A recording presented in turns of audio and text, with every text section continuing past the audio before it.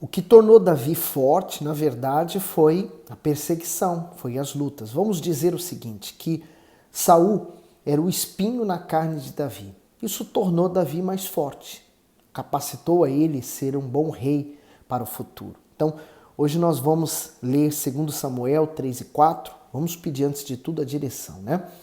Ó Deus, eu agradeço pela oportunidade que nós estamos tendo de ler a respeito de tudo quanto o Senhor tem falado através da palavra. Meu Deus, nos enche de força, de fé, nos capacita a vencermos também as nossas batalhas espirituais. Eu entrego essa meditação em tuas mãos, que o Senhor fale conosco. Graças a Deus. Então, 2 Samuel 3, versículo 1. E houve uma longa guerra entre a casa de Saul e a casa de Davi. Porém, Davi ia se fortalecendo, mas os da casa de Saul se iam enfraquecendo. Porque as lutas que Davi sofria levava ele aos pés de Deus. Então, ele se fortalecia. Como Saul, ele recebeu todo aquele poder, então ele se afastou de Deus. Ele não reconheceu que vinha de Deus. Então, ele se enfraqueceu. No 2.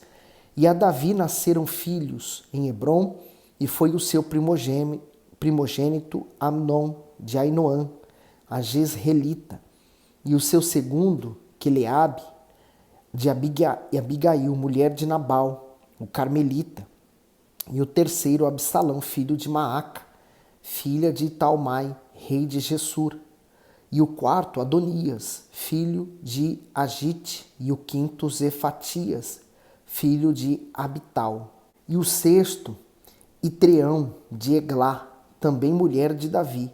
Estes nasceram a Davi em Hebrom. E havendo guerra entre a casa de Saul e a casa de Davi, sucedeu que Abner se fez poderoso na casa de Saul. E tinha tido Saul uma concubina, cujo nome era Rispa, filha de Aiá. E disse Isbosete a Abner: Por que possuíste a concubina de meu pai? Então se irou muito Abner pelas palavras de Isbosete e disse: Sou eu cabeça de cão que pertença a Judá? Ainda hoje faço beneficência à casa de Saul teu pai e a seus irmãos e a seus amigos, e não te entreguei na mão de Davi. E tu hoje buscas motivo para me acusar por causa da maldade de uma mulher? Assim faça Deus a Abner, e outro tanto, se como o Senhor jurou a Davi, assim eu não lhe fizer, transferindo o reino da casa de Saul e confirmando o trono de Davi sobre Israel e sobre Judá, desde Dan até Berseba. E nenhuma palavra podia ele responder a Abner, porque o temia. O comentário diz do 6 ao 11. Isbosete, filho de Saul, nada podia fazer em relação à traição de Abner, quanto este se envolveu com uma das concubinas de seu pai. Além de depender do general, ele não havia sido ungido pelo Altíssimo para ser rei, e só estava no trono porque Abner o havia colocado lá. Da mesma forma, quem vive na dependência dos outros tem a vida limitada e controlada por eles, até o momento em que despertar e passar a depender somente de Deus e da sua fé. Porque, assim como o rei havia morrido, o reinado precisava ser passado. Então o reinado, teoricamente, deveria ficar na geração toda de de Saul. Mas Deus, ele rasgou o reino de Saul e ele entregou o reino a Davi. Então era para ser conferido todo o reino a Davi. Mas Davi também não tinha pressa. Por isso que ele não reivindicou o reino. Mas aí você vê que algo que começou mal vai terminar mal. Olha só. 12. Então enviou Abner, da sua parte, mensageiros a Davi, dizendo: De quem é a terra? E disse mais: Comigo faze o teu acordo, e eis que a minha mão será contigo para tornar a ti todo Israel. E disse Davi: Bem, eu farei contigo acordo, porém uma coisa te peço: não verás a minha face, se primeiro não me trouxeres a Mical, filha de Saul, quando vieres ver a minha face. Também enviou Davi mensageiro a Isbosete, filho de Saul, dizendo: Dá-me a minha mulher, Mical, que eu desposei por 100 prepúcios de filisteus. E enviou Isbosete e tirou-a de seu marido, a Patiel, filho de Laís. E ia com ela seu marido caminhando e chorando atrás dela até Baurim. Então lhe disse Abner: vai-te agora, volta. E ele voltou. E falou Abner com os anciãos de Israel, dizendo: já há muito tempo que procuráveis que Davi reinasse sobre vós. Fazei-o, pois, agora, porque o Senhor falou a Davi, dizendo: pela mão de Davi, meu servo, livrarei o meu povo das mãos dos filisteus e das mãos de todos os seus inimigos. E falou também Abner aos de Benjamim, e foi também Abner dizer aos filhos aos de Davi, em Hebrom, tudo o que era bom aos olhos de Israel e aos olhos de toda a casa de Benjamim. E foi Abner a Davi em Hebrom, e 20 homens com ele. Davi fez um banquete a Abner e aos homens que com ele estavam. Então disse Abner a Davi: eu me levantarei e irei, e ajuntarei ao rei, meu senhor, todo Israel, para fazer acordo contigo, e tu reinarás sobre tudo o que desejar a tua alma. Assim despediu Davi a Abner, e ele foi em paz. E eis que os servos de Davi e Joabe vieram de uma batalha, e traziam consigo grande despojo. E já Abner não estava com Davi em Hebrom, porque o tinha despedido e se tinha ido em paz. Chegando, pois, Joabe e todo o exército que vinha com ele, deram aviso a Joabe, dizendo: Abner, filho de Ner, veio ao rei e despediu e foi em paz. Então Joabe foi ao rei e disse: que fizeste? Eis que Abner veio ter contigo, por que, pois, o despediste, de maneira que se fosse assim livremente? Então, quer dizer, Joabe, ele estava pensando, na verdade, com o coração, né? Magoado, entristecido. Ele queria vingança, mas Davi foi sábio, né? Agiu pelo Espírito. Então aqui a gente tem duas, vamos dizer que duas pessoas, né? Distintas. Uma que age pela fé e a outra que age pelo coração. Olha só, no 25. Bem conheces a Abner, filho de Ner, que te veio enganar e saber a tua saída e a tua entrada, e entender tudo quanto fazes. O comentário diz assim: Joabe, que teve o irmão morto por Abner, não conseguia acreditar que Davi havia oferecido um banquete a ele. Além disso, era difícil para Joabe entender como o rei era capaz de perdoar uma pessoa que o havia perseguido por tanto tempo. Para Joabe, ele havia mostrado fraqueza.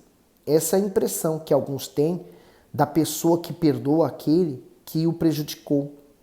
Na realidade, é preciso ser forte para perdoar certas ações. Por isso, apenas quem tem o coração rendido a Deus tem a força para deixar os ressentimentos e perdoar. No 26.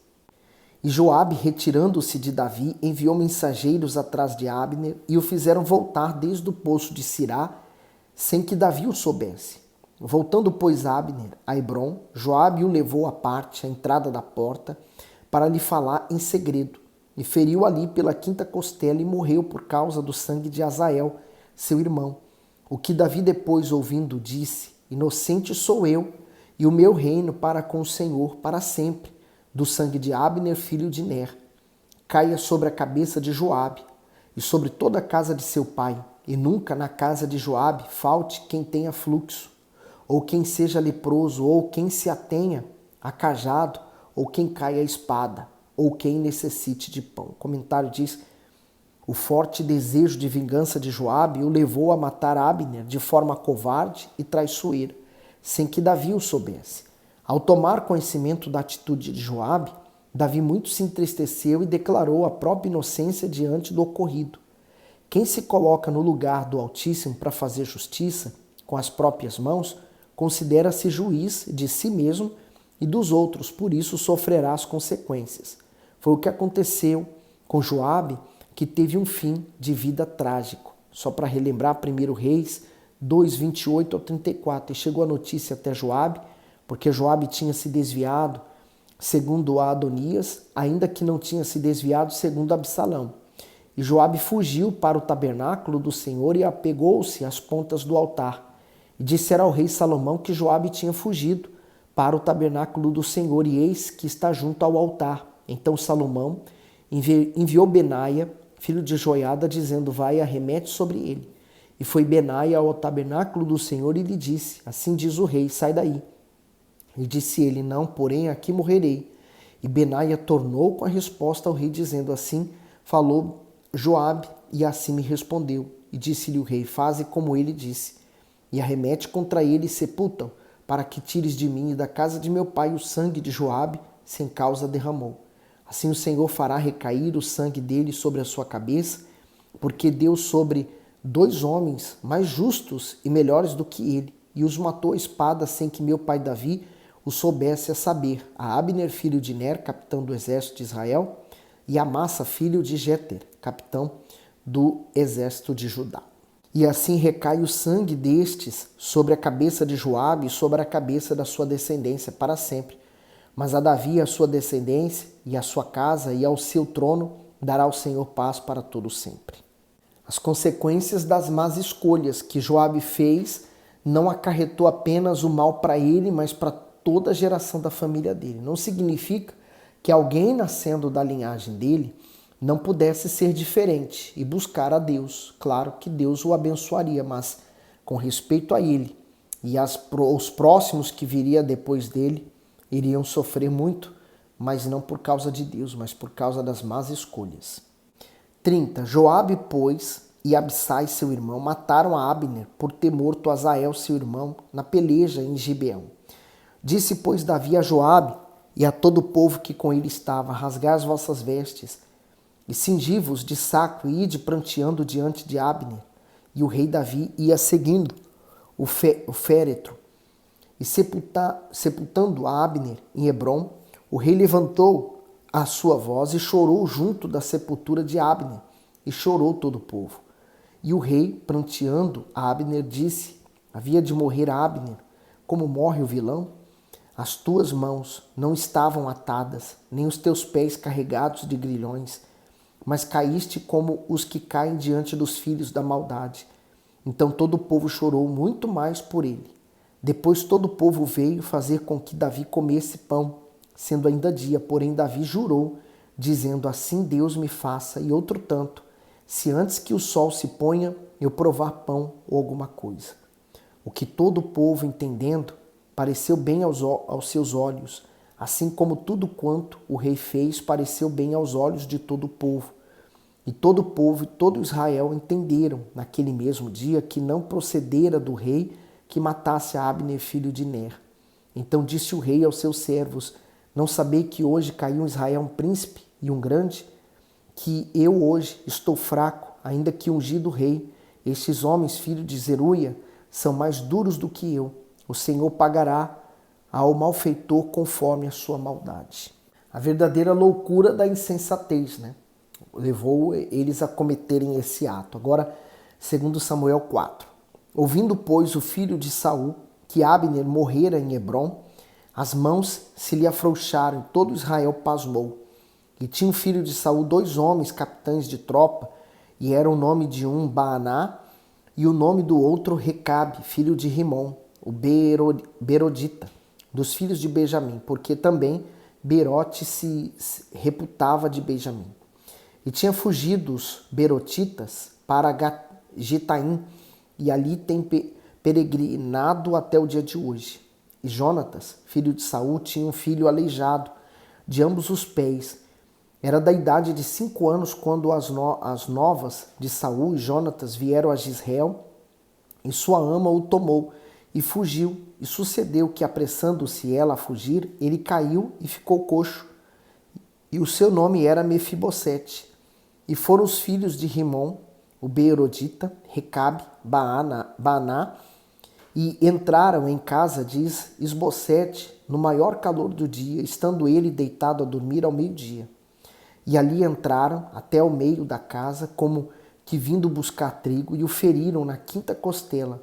E Recabe e Baaná, seu irmão, escaparam, porque entraram na sua casa, estando ele na cama deitado, no seu quarto, e o feriram, e o mataram, e lhe cortaram a cabeça. E tomando a sua cabeça, andaram toda a noite caminhando pela planície. E trouxeram a cabeça de Isbosete a Davi, a Hebrom, e disseram ao rei: eis aqui a cabeça de Isbosete, filho de Saul, teu inimigo, que procurava na tua morte. Assim o Senhor vingou hoje ao rei meu senhor de Saul e da sua descendência. Então olha que loucura, né? Olha quantas coisas acontecendo ao mesmo tempo. Já não bastava o outro ter morrido, agora vem esse sem ordem nenhuma, Tipo assim, sabe aquela pessoa que faz o que ela pensa? Né? Eu acho que eu devo fazer isso e eu vou ganhar alguma coisa com isso. Né? Ele pensou que ia se dar bem em ter feito isso. Olha o que aconteceu. 9. Porém, Davi respondendo a Recabe e a Baná, seu irmão, filhos de Rimom, o Beerodita, disse-lhes: Vive o Senhor, que remiu a minha alma de toda angústia. Se aquele que me trouxe novas dizendo: Eis que Saul é morto, parecendo-lhe, porém, aos olhos que era como quem trazia boas novas, eu logo lancei mão dele e o matei em Ziclac, cuidando ele que eu por isso lhe desse recompensa, quanto mais a ímpios homens que mataram um homem justo em sua casa sobre a sua cama. Agora, pois, não requereria eu o seu sangue das vossas mãos e não vos exterminaria na terra? E deu Davi ordem aos seus moços que os matassem e cortaram-lhe os pés e as mãos e os sepultaram sobre o tanque de Hebrom. Tomaram, porém, a cabeça de Esbocete e o sepultaram na sepultura de Abner em Hebrom. O comentário diz: Davi era revoltado com o mal e com as injustiças, e por ter uma conduta reta, não quis tomar posse do reino à custa da morte de Esbocete, filho de Saul. Apesar de ter sido ungido para ser rei, ele esperava ser conduzido pelo próprio Deus até o trono. Por isso rejeitava qualquer interferência ou estratégia humana para alcançar o poder. Quando colocamos os nossos sonhos nas mãos do Altíssimo e confiamos na sua direção, ele mesmo nos conduz ao triunfo. Segundo Coríntios 2,14, e graças a Deus que sempre nos faz triunfar em Cristo, e por meio de nós manifesta em todo lugar a fragrância do seu conhecimento. Aqueles homens não foram prudentes nas suas atitudes, eles foram precipitados, né? E Davi, o que é interessante, ele era muito sábio e ele confiava na ação de Deus. Se Deus o queria no trono, Deus iria levar até lá. Essa é a confiança que muitos de nós temos que ter também. Confiar na provisão e nas mãos de Deus, que Ele vai prover tudo. Tudo vai vir na hora certa, no momento certo, para que aquilo não nos faça nos perder, tá certo? Que Deus continue abençoando você. Manda esse vídeo para alguém, coloca aqui nos comentários o que Deus falou com você. Deus abençoe.